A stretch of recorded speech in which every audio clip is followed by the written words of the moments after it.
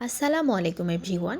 ছাদ বাগান এবং ব্যালকনি বাগান সম্পর্কে সকল ধরনের ভিডিও পেতে আমার চ্যানেলটি সাবস্ক্রাইব করে রাখুন। যদি ভালো লাগে তাহলে লাইক, কমেন্ট অ্যান্ড শেয়ার করবেন। চলুন আজকে জেনে নেই কীভাবে টমেটোর গাছে পরিচর্যা করবেন। যে কোনো গাছ লাগান না কেন সেইটা নির্ভর করে আপনার মাটি প্রস্তুত করা, পরিচর্যা, সার প্রয়োগ, সেচ ব্যবস্থা এগুলোর ওপর আপনি কতটা ভালো ফলন পাবেন। যেমন আমি সব দিকেই ঠিক রাখার চেষ্টা করি, শুধুমাত্র আমার এঁটেল মাটির কারণে আমি 100% ফলন পাই না। আপনারা যদি আমার দেখানো ভিডিও নিয়ম অনুযায়ী গাছ লাগান এবং পরিচর্যা করেন তাহলে 100% ফলন পাবেন। আমরা সবাই জানি যে এঁটেল মাটিতে সব ধরনের গাছ হয় না, তবে আমি সব ধরনের গাছ লাগানোর চেষ্টা করতেছি, কিন্তু ভালো ফলন পাচ্ছি না। যদি রোদটা মোটামুটি পেতো তাহলে হয়তো বা একটু আশা করা যেত যে আমি ভালো ফলন পাবো, কিন্তু রোদ না পাওয়ার কারণে সাথে এঁটেল মাটি আমি ভালো ফলন পাচ্ছি না। তবে যাই পাচ্ছি আলহামদুলিল্লাহ। চলুন তাহলে জেনে নেই টমেটোর গাছের ফুল আসার সময় কী কী পরিচর্যা করবেন।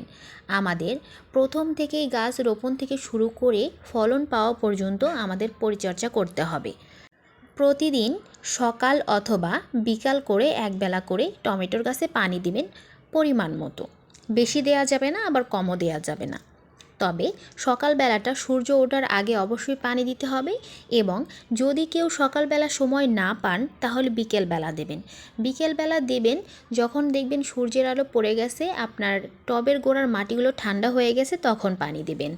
এবং গাছ যখন মোটামুটি বড় হয়ে যাবে তখন আগাছা কেটে দিতে হবে। নিচে থেকে 4-5টি পাতাগুলো কেটে দেবেন, তাহলে গাছটি তাড়াতাড়ি বড় হবে এবং রোদটা গাছের গোড়ায় লাগবে, তখন আপনি ভালো ফলনের আশা করতে পারবেন।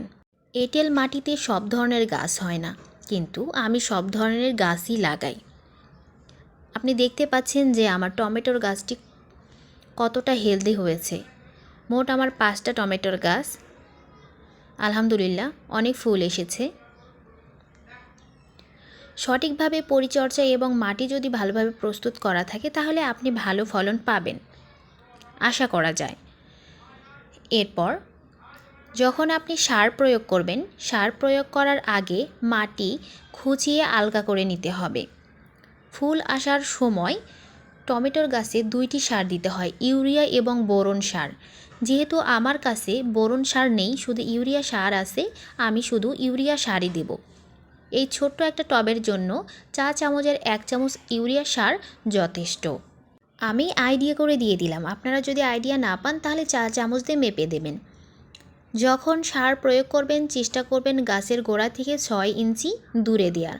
হয়তো বা এই টবে 6 ইঞ্চি দূরে হবে না, তখন টবের সাইড দিয়ে দেবেন যেন গাছের গোড়ায় কোনোভাবেই না যায়। আর যদি বড় টব হয় আপনাদের তাহলে 6 ইঞ্চি মেপে তারপরে সার প্রয়োগ করবেন। সার দেওয়ার পরে পর্যাপ্ত পরিমাণে পানি দিতে হবে। সার দেওয়ার পর অবশ্যই টবে পানি প্রয়োগ করতে হবে।